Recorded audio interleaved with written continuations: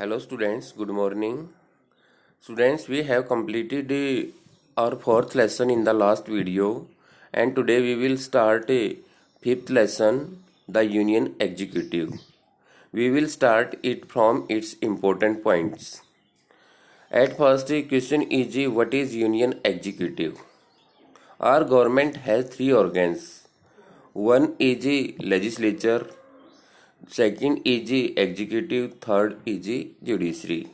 Legislature makes the laws, executive implements the laws, judiciary protect the laws.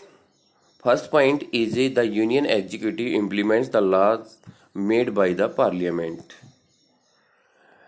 We have discussed about this point. Union executive implements the laws means union executive कानूनों को लागू करती है जो parliament के द्वारा बनाए जाते हैं. Second is the union executive consist of the president, the vice president and the council of ministers headed by the prime minister. Union executive में कौन कौन शामिल होता है? President, vice president, council of ministers जो प्राइम मिनिस्टर के द्वारा जिनकी अध्यक्षता की जाती है. The president is the chief executive of the Indian union. President chief executive होता है इंडियन यूनियन का. It is his duty to enforce the laws passed by the parliament. यह उन्हीं की ड्यूटी होती है कि वो कानूनों को लागू करे जो पार्लियामेंट के द्वारा बनाए जाते हैं.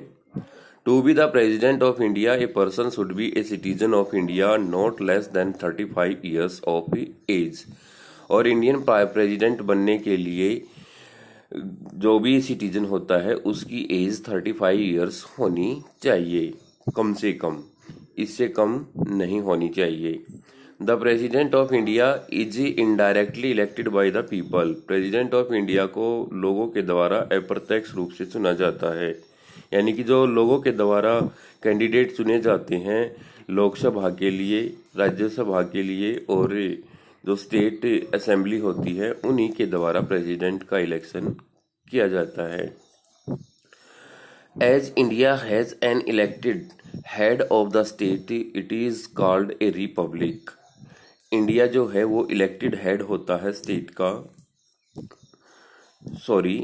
As India has an elected head. India के पास स्टेट का एक इलेक्टेड हेड होता है. It is called a republic. इसे रिपब्लिक कहा जाता है, गणतंत्र कहा जाता है. The president of India is elected for a term of 5 years. राष्ट्रपति को 5 साल की टर्म के लिए चुना जाता है, यानी कि 5 साल के लिए चुना जाता है. उसके बाद आता है the president appoint the prime minister who enjoys the support of the majority of members in the Lok Sabha. राष्ट्रपति उस आदमी को प्राइम मिनिस्टर चुनता है जिसको मेंबर्स ऑफ लोकसभा की मेजोरिटी हासिल हो जाती है, यानी कि लोकसभा में जिसको मेजोरिटी मिलती है, बहुमत मिलता है, उसी दल के या उसी पार्टी के हेड को प्राइम मिनिस्टर अपॉइंट किया जाता है. The president of India has the power to appoint and remove all high officials of the union government. President of India के पास पावर है जितने भी हाई ऑफिशियल्स यूनियन गवर्नमेंट के जितने भी अधिकारी होते हैं उनको अपॉइंट करने की और उन्हें रिमूव करने की पावर दी गई है. The administration of the union territories is directly under the control of president of India. और यूनियन टेरिटरीज का जो एडमिनिस्ट्रेशन होता है, शासन होता है, is directly under the control of president of India. वह पूरी तरह से इंडिया के प्रेसिडेंट के अंडर होता है. जैसे कि जितनी भी यूनियन टेरिटरीज हैं हमारी, वहाँ पर एडमिनिस्ट्रेशन किसके अंडर रहेगा? वो प्रेसिडेंट ऑफ इंडिया के अंडर रहेगा. The president has the power to grant pardon और reduce the sentence of any convicted person. President के पास पावर होती है कि वह किसी भी अपराधी की सजा को कम कर सकता है या उसे माफ कर सकता है. ड्यूरिंग द अब्सेंस और illness of the president the vice president perform the functions of the president. अगर प्रेसिडेंट बीमार हो जाता है या उसकी अनुपस्थिति में वाइस प्रेसिडेंट राष्ट्रपति का काम करता है। The prime minister of India is the leader of the Lok Sabha. Prime minister of India वह लोकसभा का लीडर होता है। The cabinet works under the guidance and leadership of the prime minister. Cabinet काम करती है guidance and leadership of the prime minister. Prime minister जैसे guidelines उन्हें देता है, उसी गाइडलाइंस के अकॉर्डिंग काम करना पड़ता है। यानी कि जितने भी कैबिनेट मिनिस्टर हैं वो किसके अकॉर्डिंग काम करेंगे? हमारे प्राइम मिनिस्टर के अकॉर्डिंग काम करेंगे। तो आगे दिया गया है, लेसन की स्टार्टिंग दी गई है। जैसा कि लेसन का नाम मैं बता चुका हूँ, union executive. We have studied in the previous chapter that the union legislature, the parliament makes laws for whole country। ये चीज़ हम कई बार डिस्कस कर चुके हैं कि लेजिस्लेचर यानी कि पार्लियामेंट जो है वो कानून बनाती है देश के लिए। But who implements these laws? तो इम्प्लीमेंट करने की बात आती है तो ये भी हम पहले पढ़ चुके हैं। It is the union executive that implements the laws made by the parliament. First दिया गया है, अब स्टार्टिंग दी गई है लेसन की, composition of the union executive. Union executive की कंपोजिशन क्या होती है, यानी कि उसकी संरचना कैसे होती है। The union executive consist of the president, the vice president and the council of ministers headed by the prime minister. अभी अभी हमने इसको डिस्कस किया है। यूनियन एग्जीक्यूटिव किससे मिलकर बनती है? प्रेसिडेंट से, वाइस प्रेसिडेंट से, काउंसिल ऑफ मिनिस्टर जिसका हेड कौन होता है? प्राइम मिनिस्टर होता है। Composition of the union executive, ये इसमें ग्राफ के जरिए दिखाया गया है। Union executive the president, first में दिया है the president constitutional head of the state, the prime minister head of the government and council of minister. President तो हेड होता है किसका? कॉन्स्टिट्यूशनल हेड होता है स्टेट का, यानी कि राज्य का अध्यक्ष या देश का अध्यक्ष कौन होता है? प्रेसिडेंट होता है, कॉन्स्टिट्यूशनल हेड होता है। लेकिन head of the government, the council of minister या रियल हेड जिसको बोल सकते हैं, तो वो होता है the prime minister of India. उसके बाद आता है द प्रेसिडेंट। प्रेसिडेंट में क्या है? The president of India is the highest executive authority. India के प्रेसिडेंट के पास हाईएस्ट एग्जीक्यूटिव अथॉरिटी होती है, कार्यपालिका शक्तियां सबसे ज़्यादा होती हैं। और constitution vests all the executive powers of the union in him. हमारे कॉन्स्टिट्यूशन ने क्या कर रखा है? Vests all the executive powers, सारी की सारी कार्यपालिका शक्तियां दे रखी हैं किसमें? Of the union in him. Union की जितनी भी कार्यपालिका शक्तियां हैं वो सारी की सारी प्रेसिडेंट को दे रखी हैं। All orders of the union executive are issued in the name of the president. जितने भी ऑर्डर होते हैं यूनियन एग्जीक्यूटिव से रिलेटेड वो सारे के सारे प्रेसिडेंट के नाम पर ही जारी किए जाते हैं।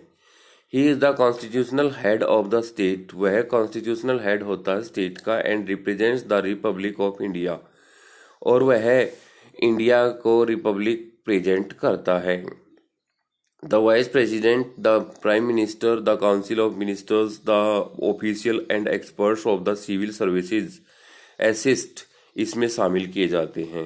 यानी कि vice president, prime minister, council of minister, the official जितने भी अधिकारी हैं, expert of the civil services, जो सिविल सर्विसेज के एक्सपर्ट होते हैं आईएएस वगैरह, वो इसमें शामिल किए जाते हैं।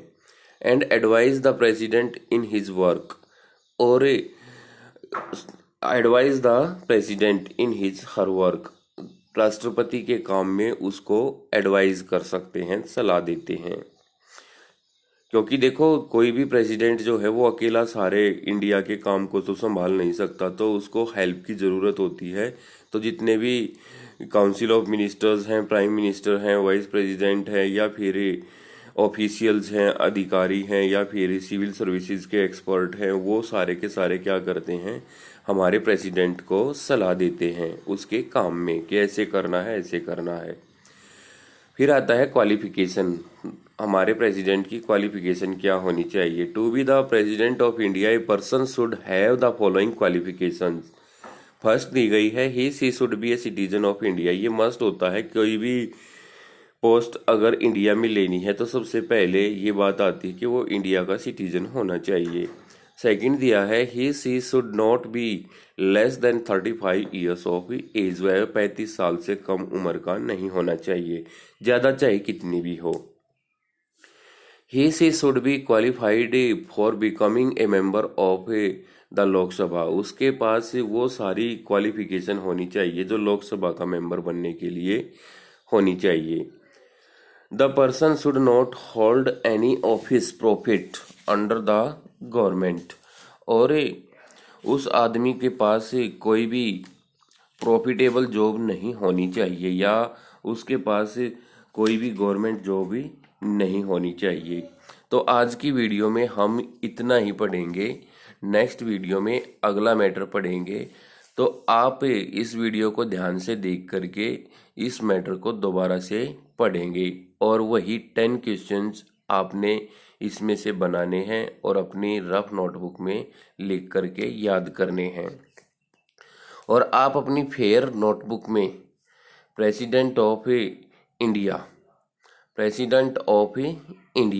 की जो ये लिस्ट दिखाई दे रही है, इस लिस्ट को तैयार करेंगे। यानी कि इसमें आपने इस लिस्ट को कैसे तैयार करना है, 3 कॉलम बना करके। पहले सीरियल नंबर, उसके बाद नेम, उसके बाद ड्यूरेशन। ठीक है कि भाई जैसे फर्स्ट प्रेसिडेंट है doctor Rajendra Prasad, serial number में फर्स्ट लिख दिया हमने और नेम में क्या लिखेंगे, डॉक्टर राजेंद्र प्रसाद, और ड्यूरेशन में क्या लिखेंगे, 1950 से 1962 तक ये हमारे प्रेसिडेंट रहे थे। सेकंड दिया है डॉक्टर सर्वपल्ली राधाकृष्णन, तो ये 1962 से 1967 तक रहे थे। तो इसको आप अपनी नोटबुक में लिखेंगे। Thank you.